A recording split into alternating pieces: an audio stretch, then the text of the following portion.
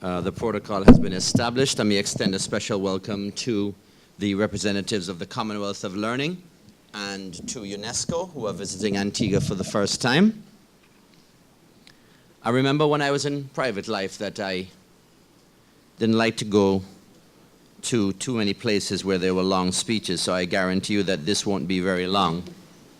I want to say that there's a group of champions that are gathered in this room, champions in their own right, all of whom have the capacity and the wherewithal to continue the transformation of Antigua and Barbuda, and more specifically the education sector, to ensure that we are producing citizens that are totally competitive, students who have the capacity to achieve and to excel both here and abroad.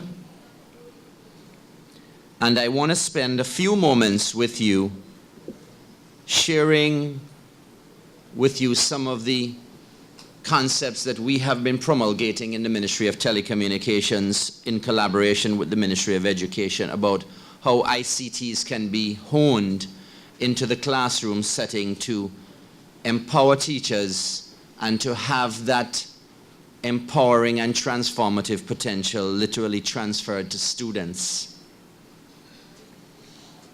So from the outset, I want to say to UNESCO, thank you for accepting my request last year, for helping us to look at these policy frameworks, especially as it pertains to open educational resources.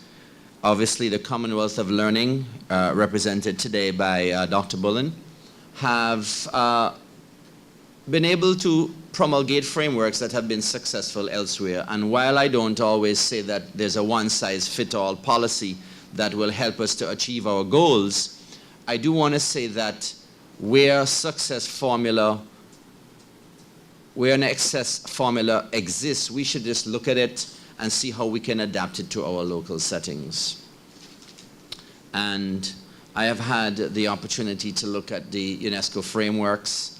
I know sometime last year UNESCO was also here over a year or two ago, and over an extended period of time. The Ministry of Telecoms had some didactic and informal conversations with the Commonwealth Learning, all with the singular purpose of trying to get Antigua and Barbuda collective, the education system, the governance structure, the society, ready to address the challenges and ready to leverage on this world of ICTs. Now, I know that there are different schools of thought about how successful they have been, but let me tell you without reservation that our progress, our sustained progress over the last 8 years has been very remarkable, because in 2004, my submission to you is that the framework existed on paper, but implementing it was weak. And between 2004 and now, technology and its usage and its application has changed so dramatically that whatever we may have decided on in 2003, as I understand that may have been the last real policy framework at a Ministry of Education level. Of course, we had assistance in the Ministry of Telecommunications from the Commonwealth itself, the Commonwealth Secretariat, where we were able to develop national studies, both in the public sector and among households and so on. But this is all has to be focused in the context of where there's a template for success. As I said before, let us just replicate it, apply it, and as a group of champions, get out there and implement it. Now, that is easier said than done, and this is why collaboration with UNESCO and the Commonwealth of Learning and sitting in a room and agreeing on what are the best deliverables given all of our constraints is so important. I want to say without reservation that every single decision that we have made that has either directly or indirectly impacted on the education system in Antigua has been done in very good faith and done because of a very deep desire to make students super competitive and to make teachers competitive in their own right as well, and to help them to further their education. I think that if I were to look back just maybe 10 years and compare then and now, how things are changing so dramatically, and just the re-engineering of how technology and ICTs are utilized in a classroom setting, I think we will all agree that we will have to meet on a regular basis and agree what these deliverables can be. The reality is there is a limited amount of financial resource. Human resource is also limited. And we understand that there are pockets of ministry-specific, department-specific concerns and requests and maybe idiosyncrasies. But at the end of the day, what really counts is how we are able as a body collective to propel our digital agenda forward. This country has been making enormous strides in this area, and our progress is the subject of review, most recently by the government of St. Vincent and the Caribbean Leadership Program and a number of other agencies. But I only say that in the context of saying that time is a very good servant, but a very devastating master like fire. We have to make sure that we recognize that with the passage of time, we're making decisions, we're acting on them, and we're seeing them to fruition and to completion. And that has not been lost on me. I am aware that there are officials in the Ministry of Education at different levels who from time to time have proffered advice or criticism or critiques or compliments. That hasn't been lost certainly on me and the team at the ministry, because we think that that type of feedback is good. But I do want to say that at the end of the day, we have been totally committed to empowering teachers and young people, empowering students, empowering communities. I remember in 2005, just the sheer absence of technology in schools. And when I say the sheer absence, it was profound and unbelievable. And we set about trying to work with the private sector, trying to work within restricted resources, financial resources, to deploy the Connect Antigua and Barbuda initiative, which was essentially a program that saw the deployment of hardware, and in those days I would consider it limited internet in schools. We just didn't have the resources to simultaneously do all of that and to make sure that every other sector of the society and every other sector of government was keeping pace. That would have been impossible.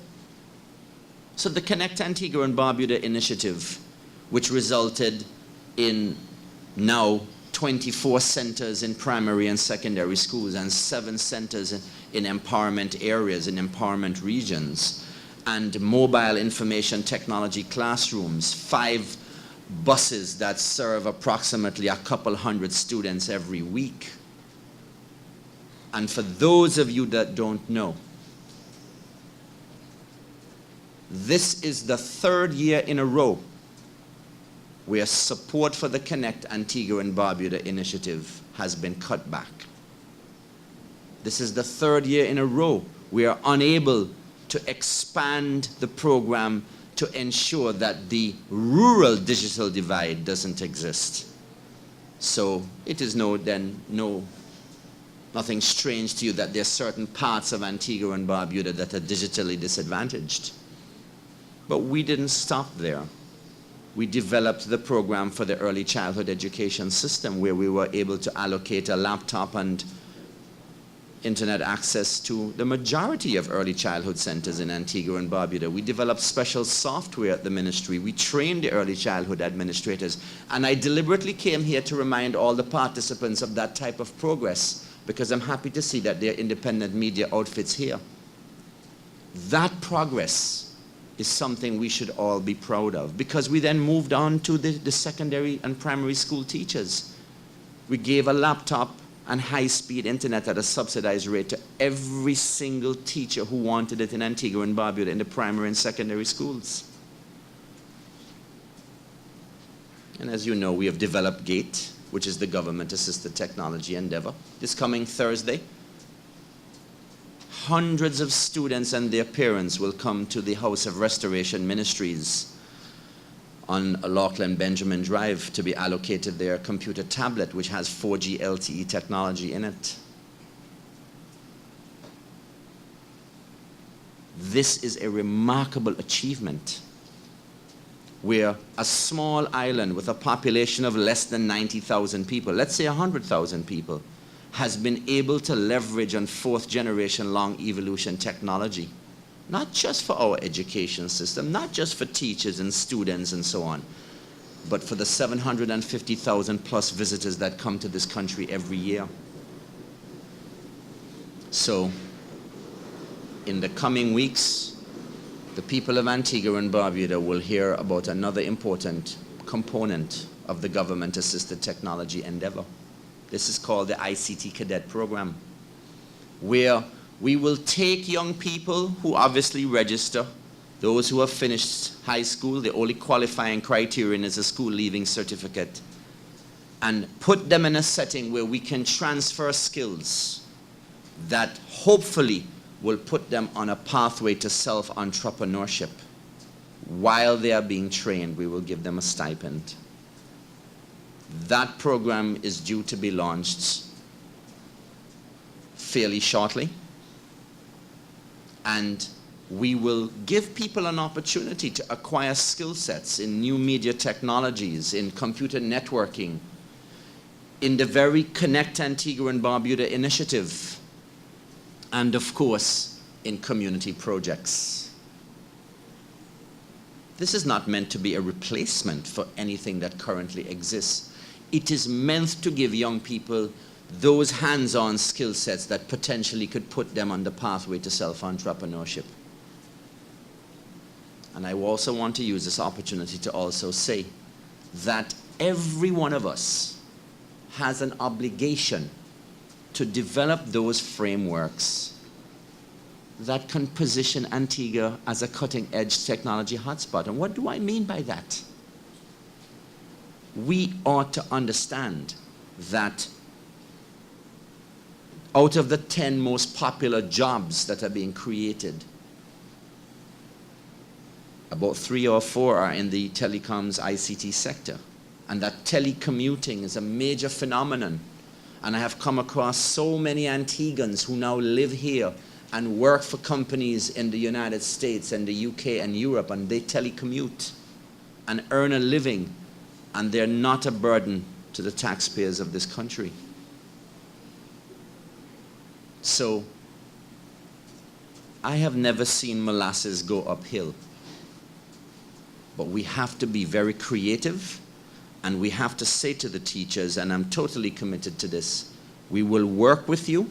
Let us work together. Let us see where the pockets of weakness are. Let us collaborate with UNESCO and the Commonwealth of Learning so that every teacher in this country, every teacher that is desirous of accepting the government policy and the government's philosophy and the government's thrust towards not just talking about the digital divide, but talking about what I call bridging digital opportunity, bridging the opportunity divide. Every teacher's got to get retooled. Every government minister, every permanent secretary, every senior official in government, every hotel worker needs to be retooled. And that retooling can only take place after we have become, and I'm concluding my remarks, ladies and gentlemen, 2 very important barriers. The first barrier was the issue of hardware. Back in 2004, 5, and 6, the cost of technology seemed prohibitive, and a lot of poor people in this country, and a lot of people generally couldn't afford it. So the government deployed hardware strategically in schools, because many of the schools were in communities. Then the issue of the cost of the internet became prohibitive. That was well recognized as a barrier.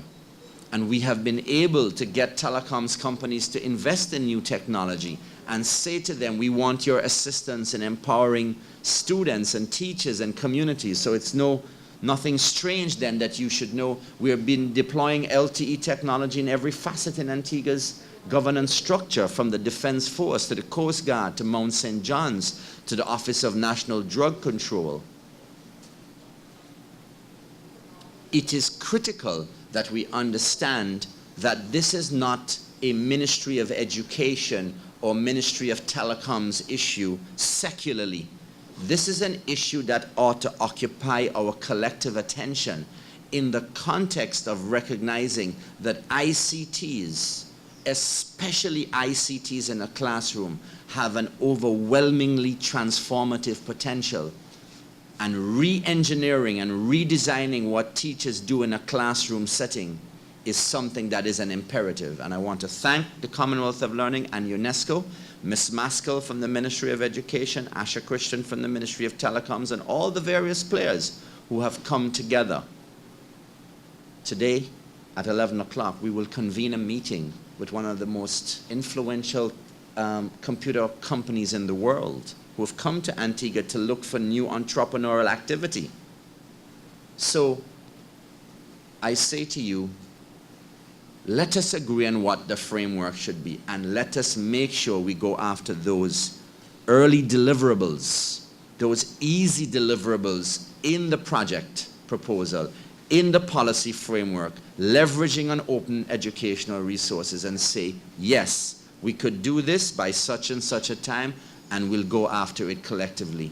We must produce students that are totally competitive. I went to St. Joseph's Academy. I think that I got a fairly good education there. But the dynamics of those days and the dynamics that exist today are totally different. And we have to produce students with the assistance of government and parents. And at another time, I'll talk about the role of parents. We have to produce students that can excel. We have to make access to knowledge and the appetite for knowledge a national obsession. Because at the end of the day, those countries that have excelled, those countries that have been able to propel and leapfrog forward their developmental processes, didn't just sit by and look at things. They decided collectively what they were going to do, a la South Korea, a la Singapore, a la a number of other countries. We have that potential, and I invite you then to participate fully and be totally upfront with the facilitators, and I thank you all very much for listening to me this morning. God bless you.